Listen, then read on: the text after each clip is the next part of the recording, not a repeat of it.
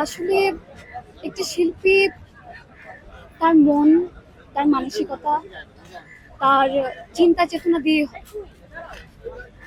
একটি শিল্পী কখনোই অমানবিক কাজ করতে পারে না। আমি আমি এটা মনে করি না, আমি এটা পক্ষে না। আর যে বিভেদ, যে বাধা, যে বিপত্তি শিল্পীদের মধ্যে শিল্পীদের, সেটা একদমই আসলে কাম্য নয়, একদমই কাম্য নয়।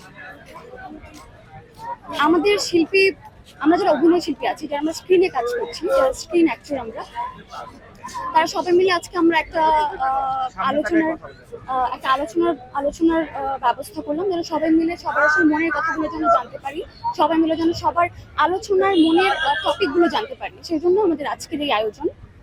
আমরা সবার কথা বলতে চাই, সবার কথা শুনতে চাই, সবাই আসলে কি কি সংস্করণ করতে চাচ্ছে, কি কি তাদের প্রয়োজন, এবং কি কি আমরা আসলে ভবিষ্যতে কেমন ভাবে আমাদের এই বাংলাদেশে, আমাদের এই দেশে সঙ্গটাকে কিভাবে দেখতে চাই, সেটা নিয়ে আজকের আমাদের আলোচনা। আশা করব যারা আছেন, যারা বাংলাদেশের আমাদের অভিনয় শিল্পী সঙ্গের সাথে যুক্ত আছেন, তারা এই বিষয়টাতে নজর রাখবেন এবং আমাদের আলোচনার সাথে তারাও যুক্ত থাকে। যারা স্ক্রিনে কাজ করছি, যারা স্ক্রিন অ্যাক্টর আছি আমরা, তারা চাই আমাদের দেশকে যেন বাহিরের দেশের মতো আরো বেশি মূল্যায়ন করা হোক।